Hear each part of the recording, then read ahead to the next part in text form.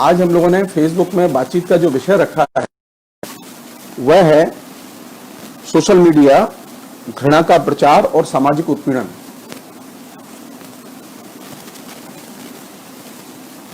ये विषय एक खास मकसद से रखा गया है।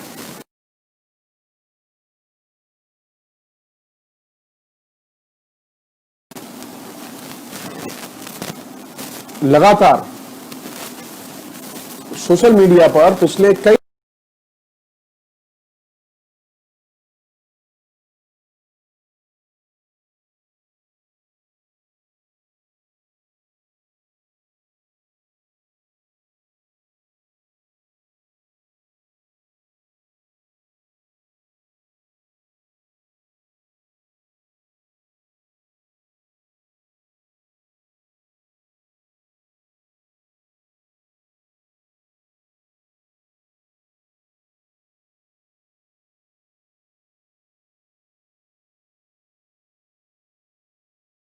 लोग हैं, खासतौर पर जो मानवाधिकारों से संबंधित लोग हैं, मानवाधिकारों की रक्षा के प्रति, सिविल लिबर्टीज के प्रति जो लोग कमिटेड हैं, वे लोग इन विषयों पर लगातार सोच रहे हैं और चिंतित भी हैं। 8 जुलाई को अमेरिका में एक रिपोर्ट नागरिक अधिकार संगठनों की तरफ से पेश की गई है और उस रिपोर्ट में अमेरिका के तकरीबन सभी सिविल राइट्स ऑर्गेनाइजेशंस, अनेक वहां की कांग्रेस के मेंबर, अमेरिकी कांग्रेस के मेंबर और सैकड़ों वकील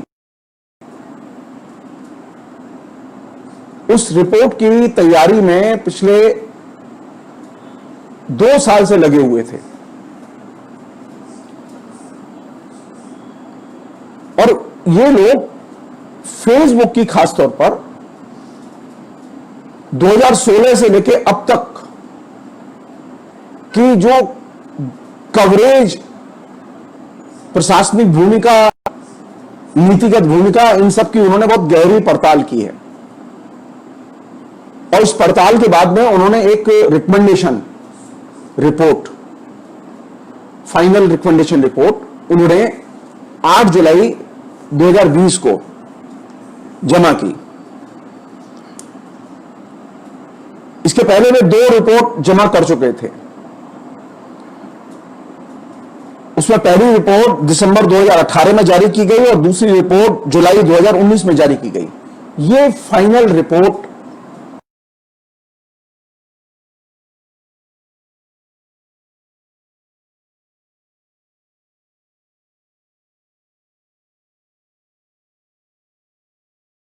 ऐसे सवाल जान सकते हैं और समझ सकते हैं, इन पर विचार कर सकते हैं, जो कि हमारे यहां अभी चर्चा के केंद्र में नहीं है।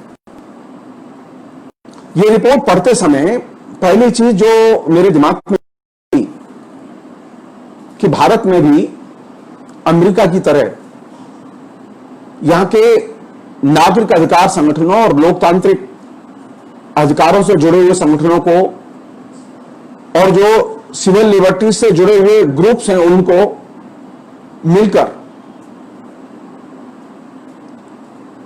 और तमाम पक्ष विपक्ष के सांसदों की मदद लेकर एक ऐसा समूह तैयार करना चाहिए जो कि भारत में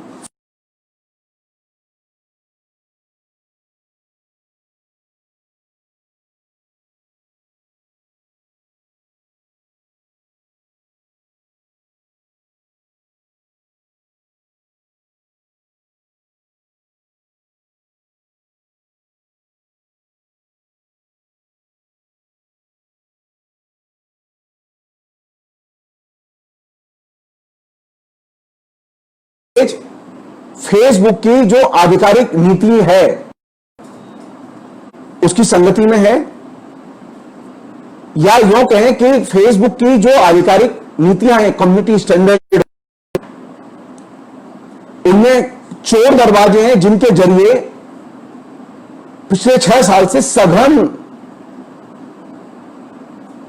रूप से सामाजिक विभाजन पैदा करने वाला प्रचार अभियान, समुदाय विशेष के खिलाफ में घृणा का संचार करने वाला प्रचार अभियान, लिंग विशेष खासतौर पर स्त्रियों के खिलाफ में घृणा का सृजन करने वाला प्रचार अभियान पिछले 6 साल में बढ़ा है या घटा है? हमारे यहां तमाम किस्म के जो सिविल लिबर्टीज के ग्रुप हैं, नागरिक अधिकारों के जो ग्रुप्स हैं, संगठन हैं, वे बहुत सारी अपने लेवल पर लड़ाइयां लड़ते रहते हैं।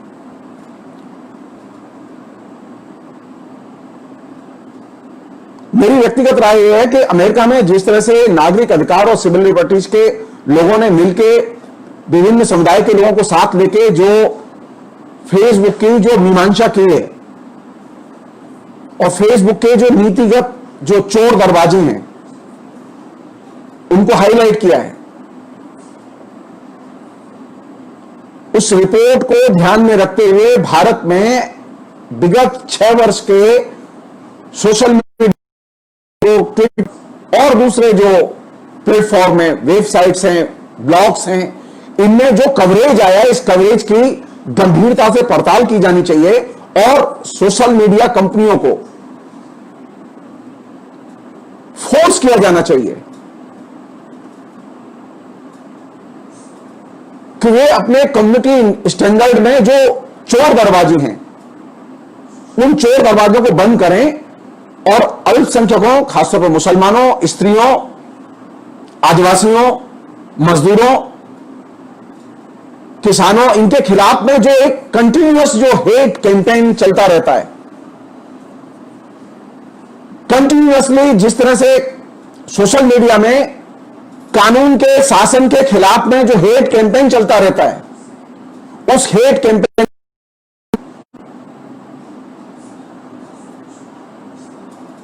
अपने अपने तरीके से इंडिविजुअली ये संगठन जो भारत में है, ये सुप्रीम कोर्ट से लेकर निचली अदालतों तक लड़ते रहते हैं, जनता की मदद करते हैं, लेकिन अभी तक सोशल मीडिया में कोई कॉन्क्रीट इंटरवेंशन और खासतौर पर नीतिगत इंटरवेंशन के लिहाज से इनकी कोई पहल सामने नहीं आई है अभी तक। जबकि पिछले 6 वर्ष का जो मेरा अनुभव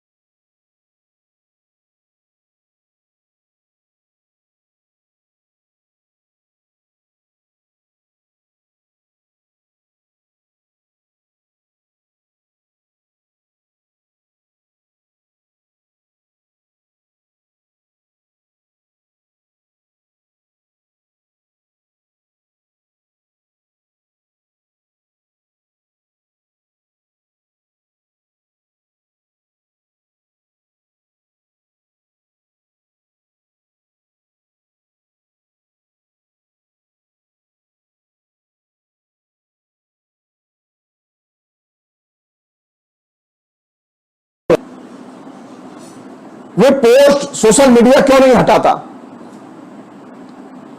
हेट कैंपेन से भरे हुए, जो घृणा से भरे हुए जो भाषण होते हैं नेताओं के, उनमें वे नेता भी शामिल हैं जो ऐसे नेता भी शामिल हैं जो कि राष्ट्रीय स्तर के हैं और ऐसे नेता भी शामिल हैं जो कि स्थानीय स्तर के हैं। मैं किसी दल विशेष का नाम नहीं लेना चाहता, लेकिन ये घृणा कैंपेन, ये सामाजिक सद्भाव को नष्ट करने का कैंपेन, ये कंटिन्यूअसली पिछले 6 वर्षों में कई गुना ज्यादा बढ़ गया है और इसमें जो ताना माना है, जो सामाजिक सांस्कृतिक जो सद्भाव का वातावरण है, उसको बहुत गहरी क्षति पहुंचाई है।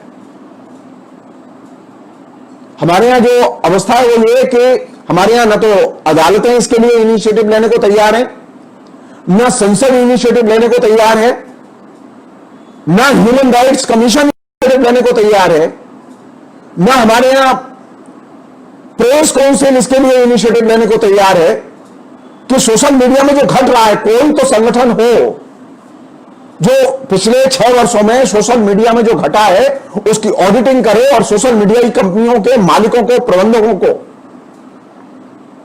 एक टेबल पर बुला के बैठा के उन्हें बताया जाए और उनको सहमत करने की कोशिश की जाए। और जो सोशल मीडिया में कवरेज आए उसका बाकायदा एक कॉम्प्रहेंसिव स्टडी करके उसके तथ्य जनता के बीच रखे जाएं।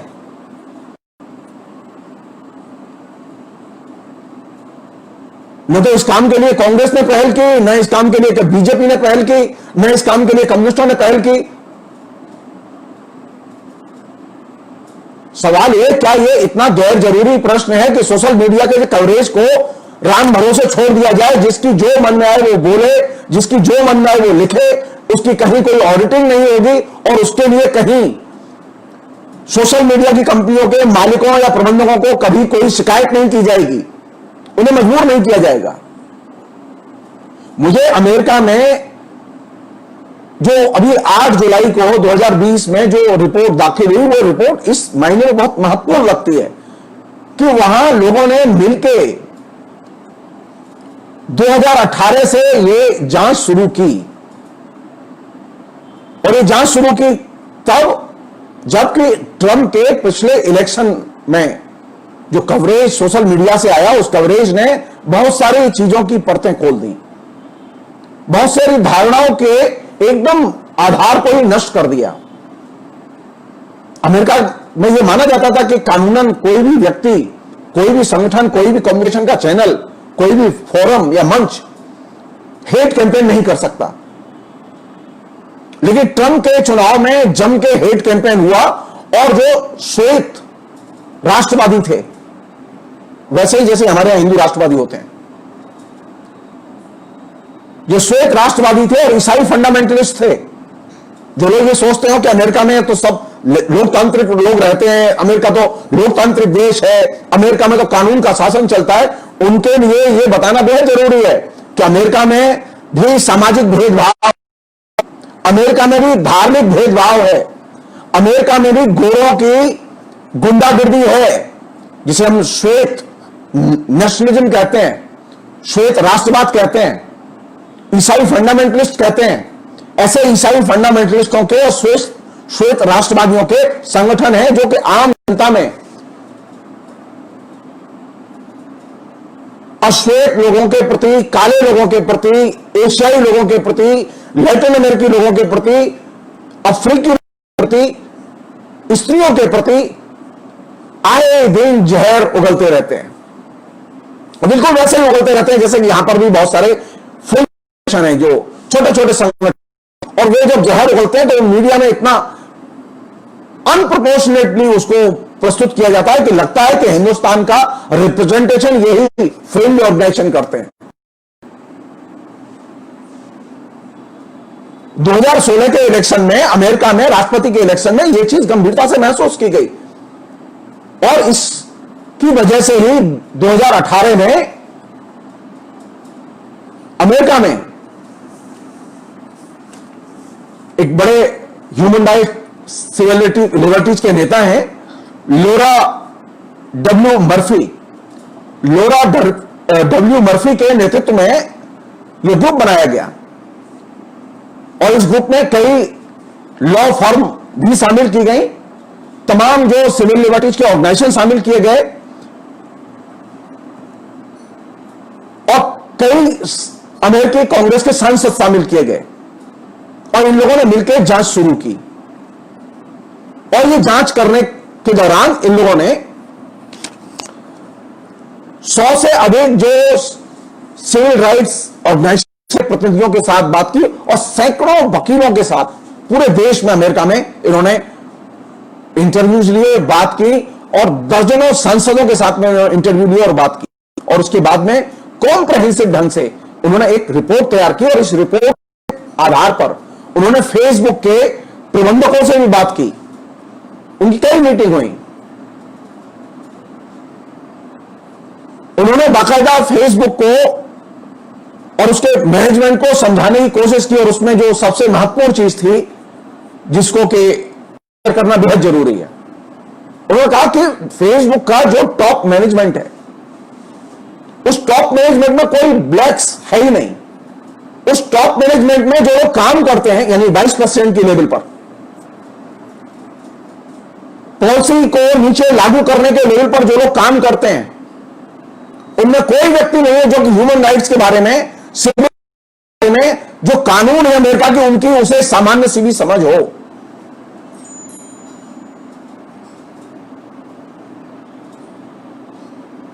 तो लोरा डब्ल्यू मर्फी के नेतृत्व वाली इस कमेटी ने यह पहली रिकमेंडेशन दी कि मैनेजमेंट की टॉप डिसीजन मेकिंग बॉडीज में ऐसे लोग रखे जाएं, उनका प्रतिनिधित्व हो, जो ब्लैक्स हो, ऐसे लोग रखे जाएं जो कि अमेरिका के नागरिक अधिकार कानूनों के बारे में, इनके इंप्लीकेशंस के बारे में गंभीरता से जानते हो। हम नहीं जानते हिंदुस्तान में जो फेसबुक का मैनेजमेंट है वो कैसे लोगों के पास है, हम नहीं जानते। हम सिर्फ अनुमान कर रहे हैं कि अमेरिका में जब यह हालत है कि टॉप मैनेजमेंट में जो 22% के लेवल पर जो लोग काम कर रहे थे, उनको अगर ह्यूमन राइट्स की और ह्यूमन राइट्स से जुड़े हुए कानूनों की सामान्य सी भी जानकारी अगर नहीं है, तो वो हिंदुस्तान में स्थिति उससे बेहतर नहीं होगी, बल्कि स्थिति और भी खराब होगी। तो किसी संगठन में, वो भी खासतौर पर कम्युनिकेशन के संगठन में, ऐसे लोग हों जो कि कम्युनिकेशन को रेगुलेट करते हो, कम्युनिकेशन को धारावाहिकता को बनाए रखते हो, वे लोग अगर ह्यूमन राइट्स के कानूनों को नहीं जानेंगे, उसकी नीतियों को नहीं जानेंगे, उसके पर्सपेक्ट्स को नहीं जानेंगे, तो वे कम्युनिकेशन में जो मिस इंफॉर्मेशन है, डिस इंफॉर्मेशन है, हेट स्पीच है, उसे रोकेंगे कैसे? एक छोटा सा उदाहरण दे रहा हूं जिससे कि आप इस चीज को समझ सकते हो, इसकी ताकत को समझ। वो ये कि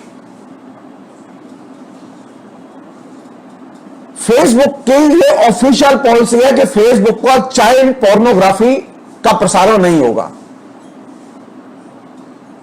और फेसबुक ने 99% चाइल्ड पोर्नोग्राफी को प्रसारण से पहले ही रोक दिया। इसका मतलब यह है कि फेसबुक अगर चाहे तो जैसे उसने चाइल्ड पोर्नोग्राफी के प्रसारण को प्रसारण से पहले ही रोक दिया, वह हेट स्पीच को भी रोक सकता है। उसी तरह वह यहूदियों के खिलाफ में, मुसलमानों के खिलाफ में, अफ्रीकियों के खिलाफ में, भारतीयों के खिलाफ में, भारत के अंदर मुसलमानों के खिलाफ में और सामाजिक समुदायों के खिलाफ में जो हेट स्पीच कंटिन्यूअसली फेसबुक में आती रहती है, उसको रोक सकता है। हमने कभी सोचा ही नहीं इस बात पर कि फेसबुक हेट स्पीच को क्यों नहीं रोक पाता, क्या वजह है? मैंने जितना भी उनके कम्युनिटी स्टैंडर्ड और दूसरी चीजों को उसके आधार पर मैं एक चीज कह सकता हूं, वो ये कि फेसबुक के कम्युनिटी स्टैंडर्ड नेताओं के लिए अलग हैं और सामान्य यूजर्स के लिए अलग हैं। मसलन अगर मैं कोई चीज हिंदू या मुसलमानों के खिलाफ लिखूं जो कि हेट स्पीच के दायरे में आए, कुछ दिन के लिए कम्युनिटी स्टैंडर्ड के आधार पर कर दिया जाएगा। अनेक लोग हैं हमारे फेसबुक दोस्त, किसी को 1 महीने के लिए, किसी को 2 दिन के लिए, किसी को 1 सप्ताह के लिए फेसबुक पर लिखने से रोक दिया गया, पाबंदी लगा दी गई, क्योंकि यह कहा गया कि उन्होंने कम्युनिटी स्टैंडर्ड का उल्लंघन किया। लेकिन अगर कोई नेता घृणा का प्रचार करता है, खुल्ला घृणा का प्रचार करता है, तो फेसबुक उसकी पोस्ट को डिलीट नहीं करता, उसको फेसबुक के इस्तेमाल से रोकता नहीं है, उसके स्पॉन्सर्ड प्रोग्राम को फेसबुक पर प्रसारण से रोकता नहीं है। क्यों? ये मेरी चिंता थी। मैंने जब डिटेल्स में उसकी पॉलिसी का अध्ययन किया तो पाया कि फेसबुक की एक बड़ी यूनिक पॉलिसी है। यूनिक पॉलिसी क्या है? फेसबुक का मानना यह है कि फ्री स्पीच की ग्राउंड पर, फ्री स्पीच के आधार पर किसी भी नेता के भाषण को सेंसर नहीं किया जा सकता, रोका नहीं जा सकता।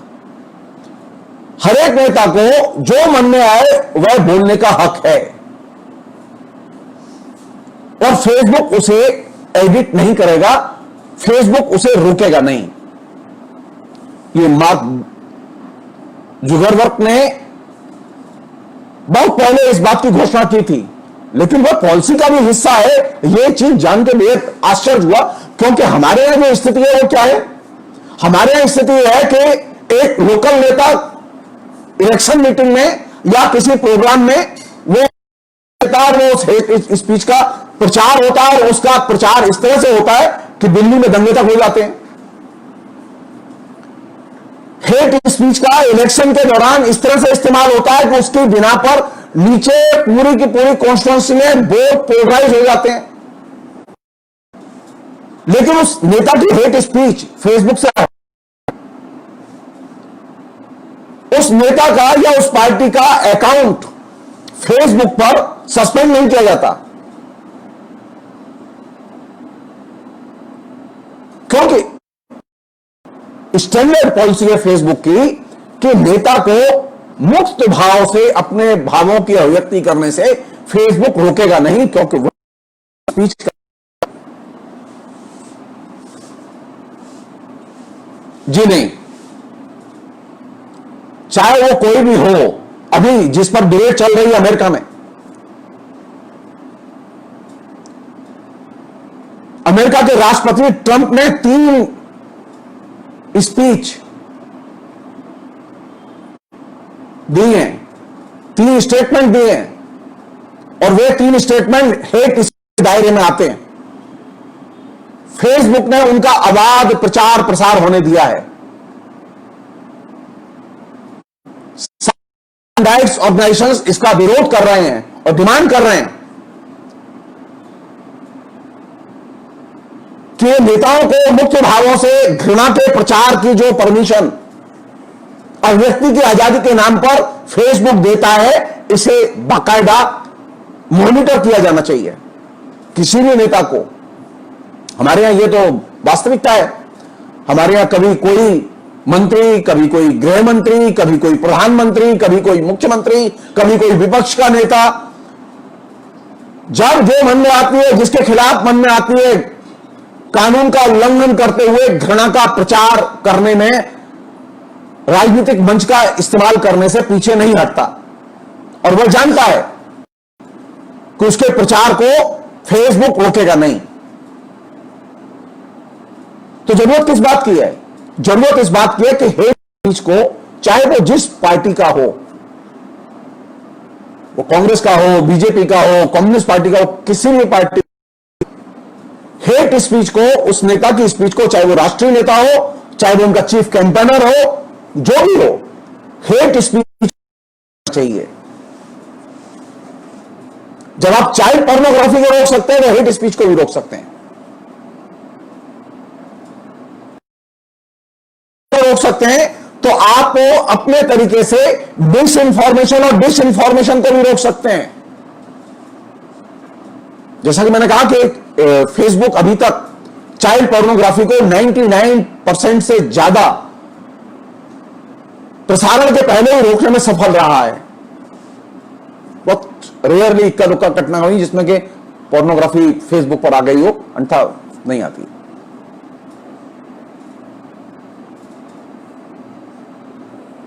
तो मूल बात यह है कि सामाजिक विभाजन के लिए कौन सी 2 चीजें सबसे ज्यादा खतरनाक है अभी?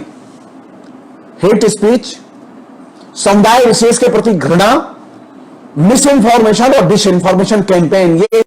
ये 2 चीजें बहुत बड़े पैमाने पर पिछले 6 वर्ष में फेसबुक ट्विटर और दूसरे सोशल मीडिया के जो मंच है उनमें विकसित हुई हैं। और ये चीजें कंटिन्यूअसली बढ़ रही हैं, घट नहीं रही हैं। इसमें एक एडेड फैक्टर कोरोना भी आ गया है। कोरोना को लेकर भी हेट स्पीच विकसित की गई। हम सब लोग जानते हैं तबलीगी जमात को लेकर किस तरह से बहाना बनाया गया और मुसलमानों के खिलाफ में हेट स्पीच का कैंपेन विकसित किया गया। तो अगर हमें लोकतंत्र को बचाना है तो सोशल मीडिया में जो हेट स्पीच, मिस इंफॉर्मेशन और डिसइंफॉर्मेशन की जो एक निरंतर धारावाहिक जो प्रक्रिया है, जिसको के संचालित विभिन्न रूपों में कुछ राजनीतिक दल कर रहे हैं,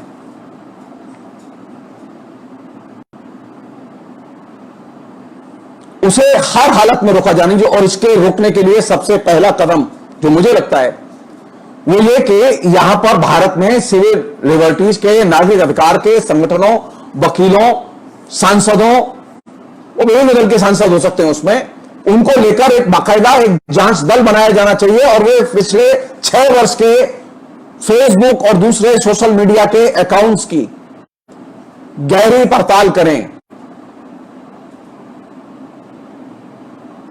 वे तमाम किस्म के जो इसमें जो शेयर करने वाले लोग हैं, वो वकील हैं, वो डॉक्टर हैं, वो तमाम किस्म के अध्यापक हैं, नागरिक कार्यकर्ता हैं, राजनीतिक कार्यकर्ता हैं, उनके वो बाकायदा इंटरव्यू लें और डिटेल्स इकट्ठे करें और सोशल मीडिया पर दबाव पैदा करें कि सोशल मीडिया अपनी ये जो हेट स्पीच, ये जो मिस इंफॉर्मेशन और डिसइंफॉर्मेशन कैंपेन की जो पद्धति और नीति है, इसे बदले और खत्म करे और हेट स्पीच को रोके, मिस इंफॉर्मेशन और डिसइंफॉर्मेशन को रोके, उस कवरेज को रोके जो कानून का अपमान करता है, कानून भंजन का महिमा मंडन करता है। अगर हम ये अवेयरनेस, ये जागरूकता अपने समुदायों में, समाज में, देश में पैदा नहीं कर सकते, हम लिखाई पढ़ाई हमने किसके लिए की, हम पढ़े किसके लिए हैं? हम देश के नागरिक होने का और सचेत नागरिक होने का दावा करते हैं, लेकिन हम अपने आंखों के सामने फेसबुक के अंदर जो कंटिन्यूअसली एक दल विशेष के लिए, एक समुदाय विशेष के खिलाफ जो हेट कैंपेन चल रहा है पिछले 6 साल से, सब लोग जानते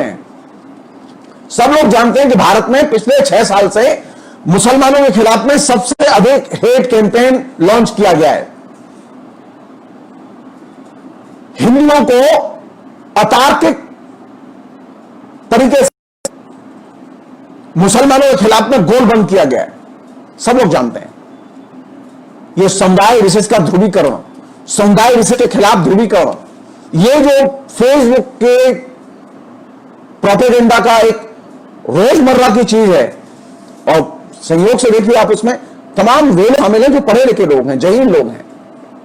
उसमें ऐसे भी लोग हैं जो जेएनयू से पढ़े लिखे हैं, ऐसे भी लोग हैं जो यूनिवर्सिटी कॉलेज में पढ़ाते हैं, हेट कैंपेन में भाग ले रहे हैं। वे लोग भी मुसलमानों के खिलाफ में घृणा अभियान में भाग ले रहे हैं।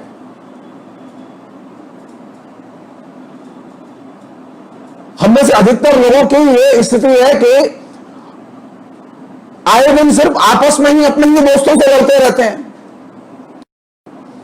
आज इस हेट कैंपेन की वास्तविकता यह है कि उस हेट कैंपेन ने मित्रों को अमित्रों में बदल दिया है।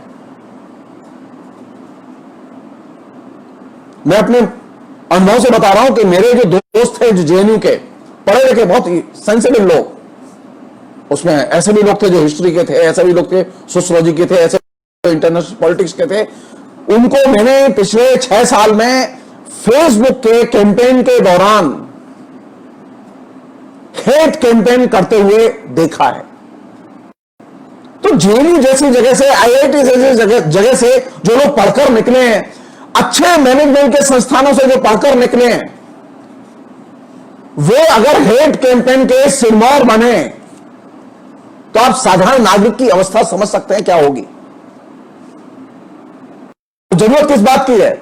जरूरत इस बात की है कि आपस में इस मसले पर जागरूकता पैदा की जाए। और ये जो अमेरिका में जो ये मॉडल जो हाल में अभी 8 जुलाई को जो वो रिपोर्ट दाखिल की गई है, पब्लिक हुई है, इंटरनेट पर है, उस रिपोर्ट के आधार पर हम अपने यहां इस तरह के समूह बनाएं और ये अवेयरनेस पैदा करें।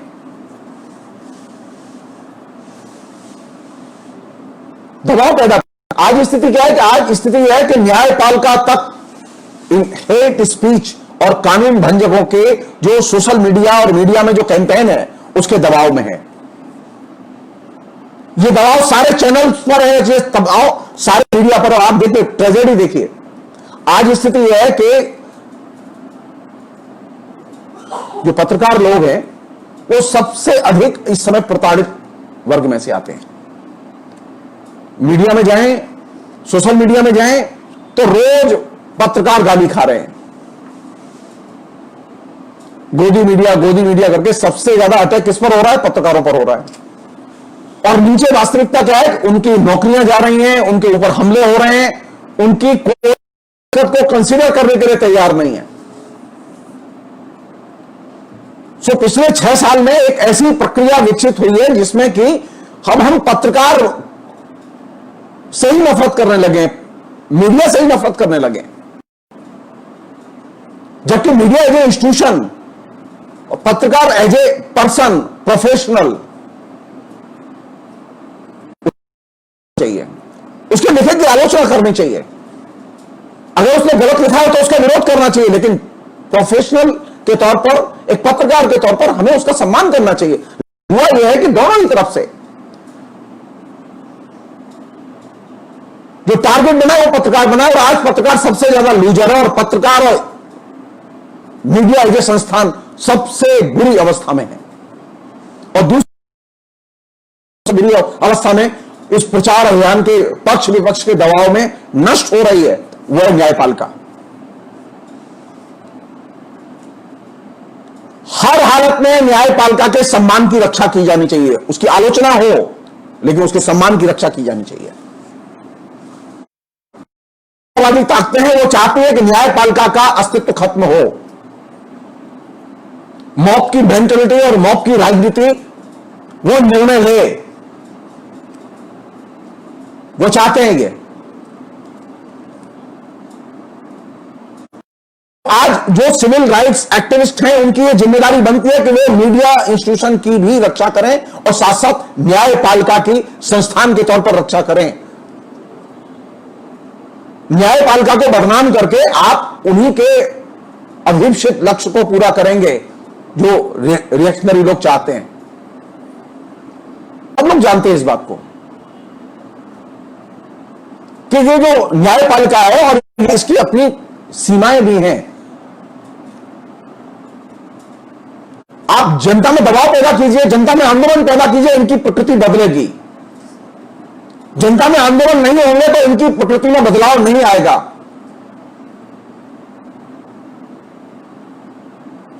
न्याय कोई अंतरिक्ष में विकसित होने वाली चीज नहीं है। आज स्थिति यह है कि अदालतों में काम करने वाले वकीलों के पास खाने के लिए पैसे नहीं है, एक बड़ा हिस्सा है। कोरोना के बाद में तो स्थिति सबसे बदतर हुई है। आज स्थिति यह है कि मीडिया में काम करने वाले पत्रकार धड़ाधड़ निकाले जा रहे हैं और आपके जेहन में बार बार यह चीज उतार दी गई कि न्यायपालिका बिकी हुई है, वकील बिके हुए हैं, पत्रकार बिके हुए हैं, मीडिया बिका हुआ है। आपकी कोई सहानुभूति नहीं है। कैसे समाज बनाया? पिछले 6 साल में एक बहुत सुसंगठित ढंग से, सुनियोजित ढंग से मीडिया और न्यायपालिका के खिलाफ में हेट्रेट पैदा की गई और ये हेट्रेट अल्टीमेटली उनके लिए फायदे में है जो ये संस्थान देखना नहीं चाहते। मैं नाम नहीं लेना चाहता उन संगठनों का, आप मुझसे अच्छा जानते हैं कौन लोग हैं पॉलिटिक्स में जो कि न्यायपालिका को देखना नहीं चाहते, कौन लोग हैं जो कि मीडिया को देखना नहीं चाहते। वो चाहते हैं कि उनके जो गुरु मंत्र कान में दिए जाते हैं ना, जिसके आधार पर वो समाज चलाते हैं, जिसके आधार पर वो समाज में उन्माद पैदा करते हैं, घृणा पैदा करते हैं, वह गुरु मंत्र सबसे बड़े कम्युनिकेशन के टूल्स हों, लेकिन हम सब लोगों के लिए, जो पढ़ा लिखा समाज है, उसके लिए मीडिया एक बहुत महत्वपूर्ण संस्थान है, जिसका बनाए रखना, उसे बचाए रखना हम सबकी जिम्मेदारी है। हुआ यह है कि सुसंगत ढंग से पक्ष या विपक्ष में, दोनों ही तरफ जो मीडिया के पक्ष में है, वे मीडिया को डिस इंफॉर्मेशन के, मिस इंफॉर्मेशन के, हेट मीडिया के या सरकारी के टूल्स के तौर पर इस्तेमाल कर रहे हैं, और आप उसका विरोध करते हुए मीडिया को एकदम अस्वीकार कर रहे हैं और रिजेक्ट कर रहे हैं, उसकी महत्ता और सत्ता को अस्वीकार कर रहे हैं। तो अल्टीमेटली दोनों किस रास्ते पर पहुंचेंगे? दोनों ही पहुंचेंगे इस रास्ते पर कि मीडिया एकदम बिका हुआ है, मीडिया की सत्ता और महत्ता इससे खत्म होगी। और तालिबान राज्य क्या होता है? तालिबान के राज्य में, अफगानिस्तान में कोई मीडिया नहीं है। और आप भी अगर मीडिया पर विश्वास नहीं करते तो बेहदुआ कौन है? ये तमाम किस्म के जो डेमोक्रेटिक सरकार जो आपको आज सोशल मीडिया में, चैनल्स में दिखाई देते हैं, विनोद दुआ हो या प्रणव राय हो या और दूसरे लोग हों, ये मीडिया के ही लोग तो हैं। तो गरिमा और मीडिया के स्वतंत्र अस्तित्व की रक्षा करना, मीडिया वही नहीं है जो कि सिर्फ कुछ घराने जिसको चलाते हैं, वही मीडिया खाली नहीं है। मीडिया के इंस्टीट्यूशन, अभी स्थिति है कि मीडिया एक संस्थान के तौर पर उसकी प्रतिष्ठा, उसकी गरिमा दांव पर लगी हुई है, उसे नष्ट करने में लोग लगे हुए हैं। इससे बचना चाहिए। मीडिया के कंटेंट की, अगर वो गलत कंटेंट है तो उसकी आलोचना की जानी चाहिए, लेकिन मीडिया के खिलाफ में हेट्रेट पैदा नहीं की जानी चाहिए। ये जो सारा मीडिया गोदी मीडिया, सारा मीडिया और गोदी मीडिया है, तो स्वतंत्र पत्रकार आए कहां से? ये तमाम किस्म के जो स्वतंत्र पत्रकार दिखाई दे रहे हैं इंटरनेट पर, वायर से लेके कारवा तक जितने भी जर्नलिस्ट दिखाई दे रहे हैं, ये सारे के सारे जर्नलिस्ट मीडिया की ही देन है। ये फेसबुक की या वेबसाइट की देन नहीं है, ये मीडिया से ही पैदा हुए हैं। सो मीडिया के प्रति, इंस्टीट्यूशन के प्रति सम्मान का भाव रखते हुए आलोचना विकसित की जानी चाहिए। ये जो स्वीपिंग तरीके से अब मीडिया क्या हो गया? गोदी मीडिया हो गया है। इस सामान्यीकरण से बचना चाहिए, इस तरह के नामकरण से बचना चाहिए। मीडिया में तमाम तरह के लोग होते हैं, पहले भी थे, आज भी हैं, आगे भी रहेंगे। ये जो मीडिया का वैविध्य है, मीडिया में ऐसे भी लोग हैं जो सरकार के प्रचारक हैं, ऐसे भी लोग हैं जो सरकार के आलोचक हैं। तो मीडिया के बारे में एक स्वतंत्र संस्थान के तौर पर हमारा नजरिया होना चाहिए। लेकिन पिछले 6 साल में बहुत ही सुव्यवस्थित ढंग से मीडिया की महत्ता और सत्ता और स्वायत्तता पर पक्ष विपक्ष दोनों ही तरफ से हमले हुए हैं। इससे बचा जाना चाहिए। एक अन्य चीज, और यह चीज कह के मैं ये बातचीत यहीं रोक दूंगा, मैं वो ये कि लगातार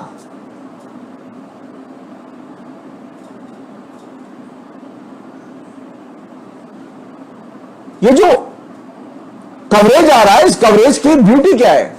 ये जो अभी कवरेज आ रहा है लगातार, ये जो एक माफिया की सरेआम हत्या की गई, बाकायदा जिसे कहें डे लाइट मर्डर, ये जो कवरेज आया, दिल्ली के दंगों के बारे में जो कवरेज आया, शालीमार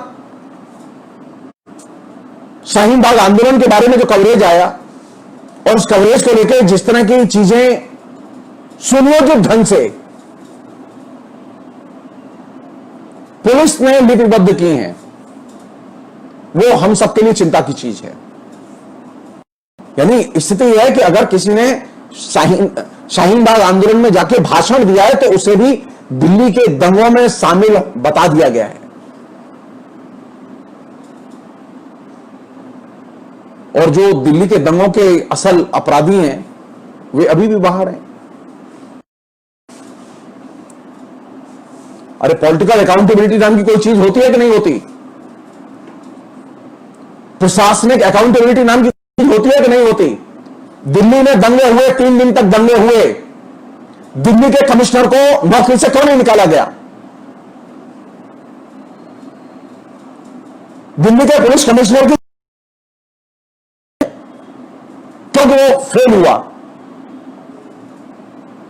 केंद्र सरकार डायरेक्ट लॉ एंड ऑर्डर के लिए जिम्मेदार है, तो गृह मंत्री की यह जिम्मेदारी बनती है कि नहीं बनती है कि उनसे पूछा जाए कि आपके रहते हुए दिल्ली में 3 दिन तक दंगे क्यों हुए और क्यों ना आपको हटा दिया जाए। हमारे यहां हालत यह है कि पॉलिटिकल अकाउंटेबिलिटी, यानी जिसका दायित्व है कमिश्नर और गृह मंत्री, उनके खिलाफ में कोई एक्शन नहीं हुआ, और जिनका दंगे से कोई लेना देना नहीं है, जो दंगे के समय घटनास्थल पर दिखाई नहीं दिए, जिनके बारे में कोई मैसेज नहीं है, जिन्होंने कभी कोई हेट स्पीच नहीं दी, उनको अपराधी,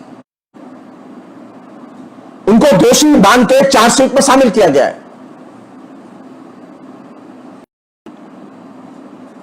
और क्यों? क्योंकि आपने सोशल मीडिया में, आपने मीडिया में एक कैंपेन किया है कंटिन्यूअसली कि शाहीन बाग आंदोलन में जो लोग हैं वे सब राष्ट्रद्रोही हैं। और ये जो मिस इंफॉर्मेशन और डिस इंफॉर्मेशन और ये जो हेट कैंपेन है, ये हेट कैंपेन बाकायदा सोशल मीडिया का हिस्सा रहा है। सोशल मीडिया ने इसे आवाज प्रसारित होने दिया है।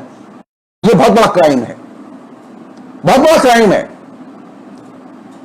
आश्चर्यजनक है कि किसी भी सांसद ने, न लेफ्ट के ने, न राइट के ने, न कांग्रेस पार्टी के ने, किसी भी सांसद ने, हर सांसद को अपने असिस्टेंट के लिए पैसे मिलते हैं, हर सांसद को एक अच्छी मोटी रकम महीने खर्चे के लिए, अपनी कॉन्स्टिट्यूंसी की देखभाल के लिए।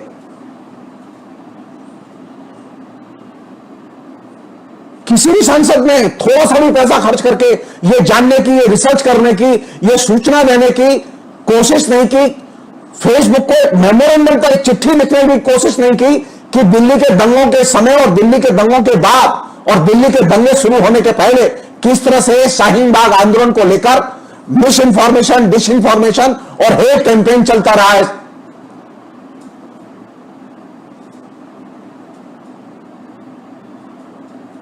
किसकी जिम्मेदारी बनती है? ये विपक्ष की बनती है जिम्मेदारी। यह संभव ही नहीं है कि विपक्ष को हम इस कमजोरी से मुक्त कर दें। जो लेफ्ट पार्टीज के लोग, कम्युनिस्ट पार्टी के लोग सबसे अच्छे लोग हैं, वे लोग भी इस मामले में उतने ही दोषी हैं इस निष्क्रियता के लिए।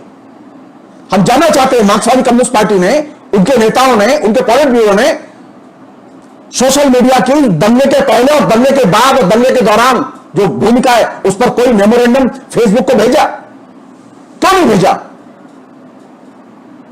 कांग्रेस जो इतना बड़ा साइबर सेल है, उसने कॉम्प्रहेंसिव शिकायती पत्र सोशल मीडिया के जो कर्तव्यकर्ता हैं हिंदुस्तान में उनके पास भेजा। लड़ाई किस बेसिस पर लड़ी जाएगी? हवा में। जगदीश्वर जी पोस्ट लिख देंगे, महावीर खत्री पोस्ट लिख देंगे, महावीर जगलान पोस्ट लिख देंगे, प्रदीप काशनी पोस्ट लिख देंगे। इससे आप क्या सोशल मीडिया में लड़ाई लड़ सकते हैं? सोशल मीडिया में जो डिस इंफॉर्मेशन कैंपेन है, हेट कैंपेन है, उस हेट कैंपेन और डिस इंफॉर्मेशन कैंपेन को आप व्यक्तिगत केंद्रित प्रचार अभियान न बनाएं।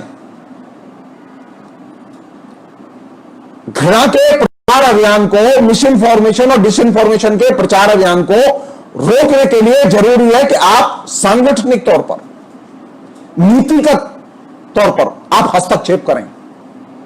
भारत में जो कम्युनिटी स्टैंडर्ड जो सोशल मीडिया के लागू किए गए हैं, वहां किसी भी किस्म की कोई मॉनिटरिंग नहीं है, वहां सब कुछ अबाध तरीके से चल रहा है।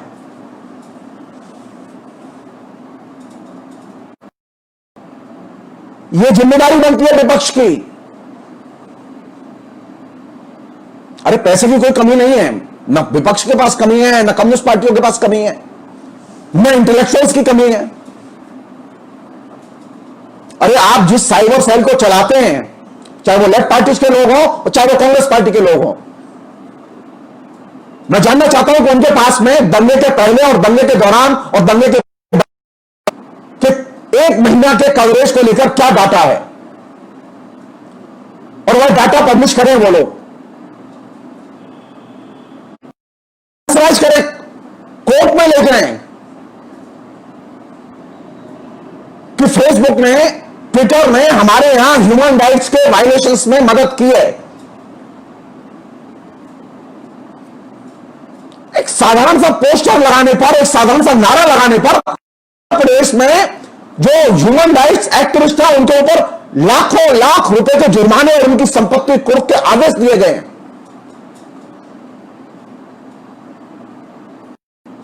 जो कि गलत है।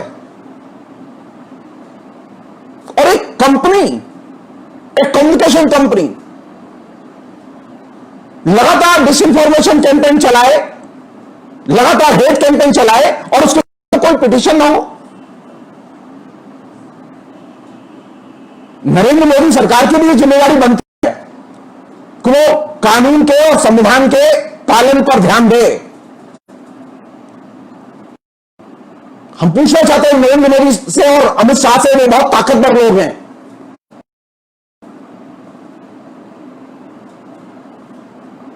हेट कैंपेन को रोकने के लिए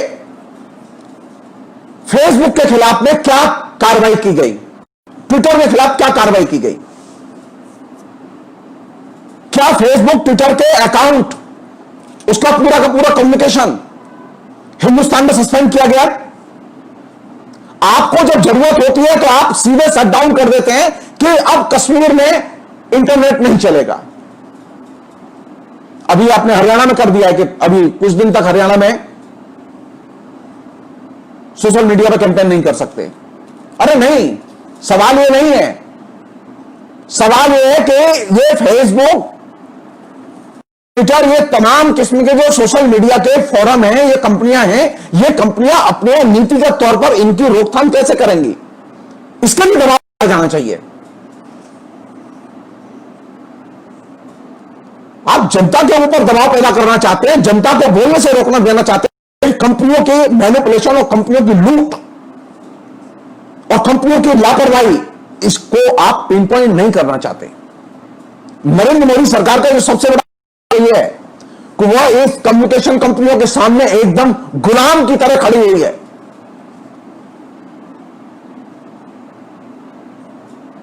हम अच्छी तरह से जानते हैं कि आज नरेंद्र मोदी एक कस के स्टेटमेंट दे रहे हैं, कल से अगर आपने ये कैंपेन नहीं रोके, चाहे जिस संगठन के हो, वो हेट कैंपेन रोके जाने चाहिए।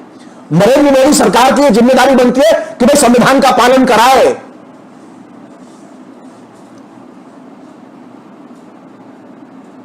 सांप्रदायिक और सामाजिक सद्भाव हर कीमत पर बचाए रखना होगा। आप देश के प्रधानमंत्री हैं, आप फेसबुक का, ट्विटर का सबसे अधिक इस्तेमाल करते हैं, आपके सबसे अधिक फॉलोअर हैं, लेकिन आप फेसबुक कंपनी को आप सामान्य सी नीति के लिए आप दबाव में नहीं ला सकते। क्यों? क्योंकि आपके जो नीचे लघुए भगुए हैं वो लगातार हेट कैंपेन करते रहते हैं।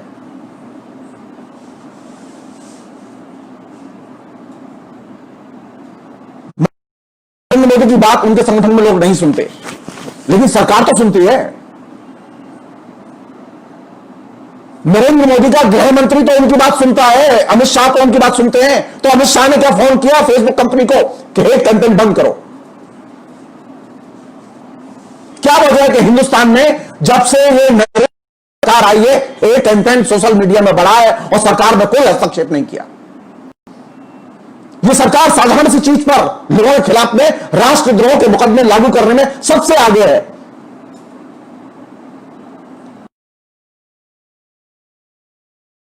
खिलाफ में कोर्ट में दायर नहीं किया। कमाल है। देश चलाएंगे आप और कानून का पालन आप करने पर जोर नहीं देंगे। कौन कानून का पालन कराएगा? सोनिया गांधी, राहुल गांधी। सोनिया गांधी और राहुल गांधी की जिम्मेदारी, देश नहीं चलाते, देश चलाते हैं अमित शाह और Narendra Modi. Hate campaign, disinformation campaign, miss information campaign और मुसलमानों के खिलाफ में खासतौर पर घृणा रोकने की जिम्मेदारी नरेंद्र मोदी सरकार की है और वे सोशल मीडिया को इसके लिए टेबल पर लाएं और दबाव डालें। सरकार का इतना बड़ा तंत्र है। सरकार बताए कि पिछले 6 साल में फेसबुक ने, ट्विटर ने किस तरह का डिसइंफॉर्मेशन कैंपेन और हेट कैंपेन प्रचारित करने में मदद की है। सरकार बताए, यह सरकार की जिम्मेदारी है। सरकार अपनी जवाबदेही से बच नहीं सकती। आज मैं अगर सरकार के खिलाफ में ऐसा कुछ बोलता हूं जो कि कानून का उल्लंघन करता है तो सरकार मुझे घर से उठा लेगी, एफआईआर करके मेरे पीछे केस लगा के बंद कर देगी। अरे साधारण सी चीज थी, जेल में लड़के 25 लड़के खड़े होकर नारेबाजी कर रहे थे और आपने राष्ट्रद्रोह के मुकदमे लगा दिए। और फेसबुक पर रोज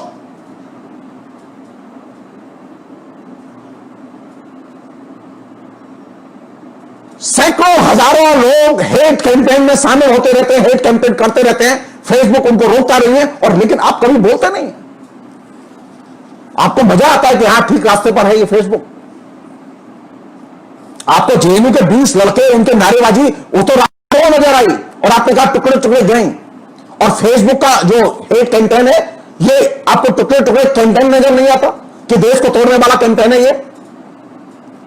देश के जो सामाजिक सांस्कृतिक जो सद्भाव के वातावरण है और संबंध हैं विभिन्न समुदायों के बीच में, उनके बीच में हेटरेट करने वाला कैंपेन है ये।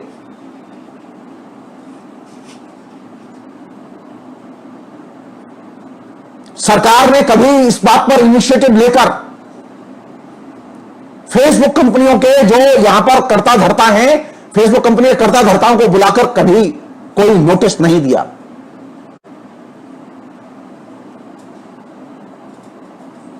इसे कहते हैं गुलामी।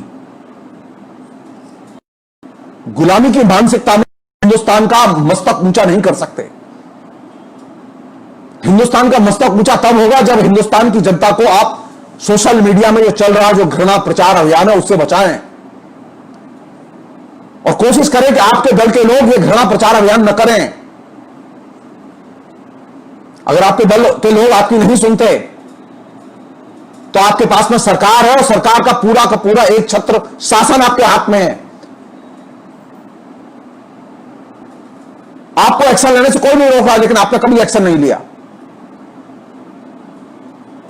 तो सामाजिक विभाजन रोकने के लिए जहां जनता के बीच में अवेयरनेस जरूरी है,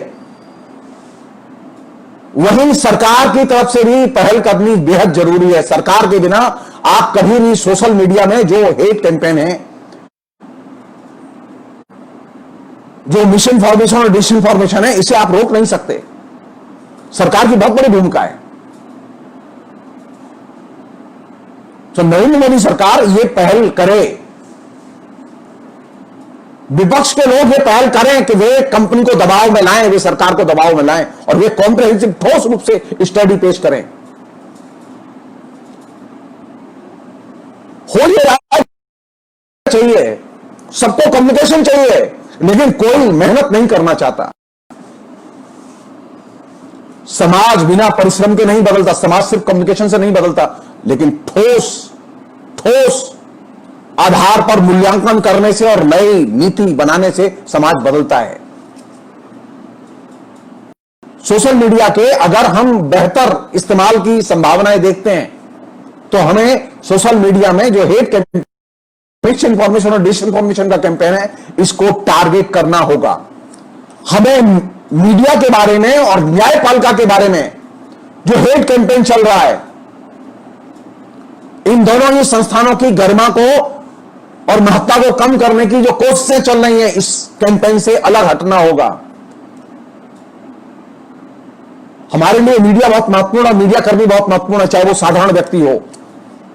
वो वहां जो काम करता है वो अपनी इच्छा से काम नहीं करता, बल्कि जो उसके संस्थान की पॉलिसी उसके तहत काम करता है। सो हमें व्यक्ति से दुश्मनी नहीं है, पत्रकार हमारे दुश्मन नहीं है, न्यायपालिका में काम करने वाले जज हमारे दुश्मन नहीं है, न्यायपालिका हमारी दुश्मन नहीं है। अगर कोई जजमेंट गलत आता है तो हम उसकी आलोचना करें,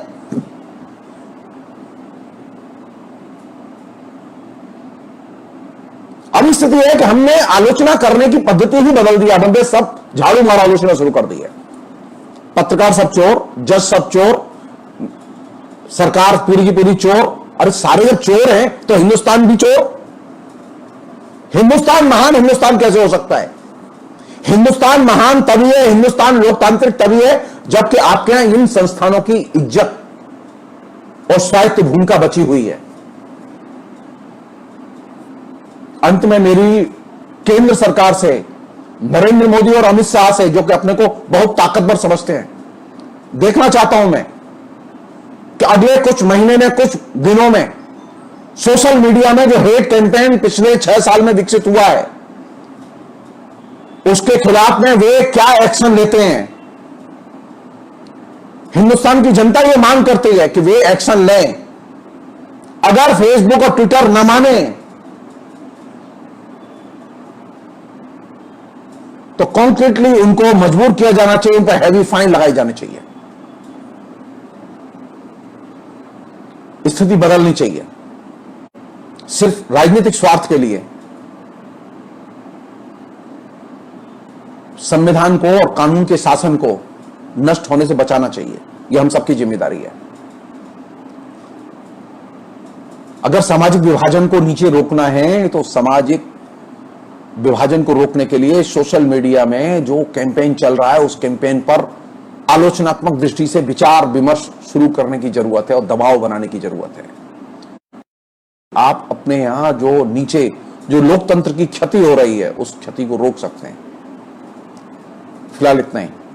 बहुत बहुत शुक्रिया। Thank you.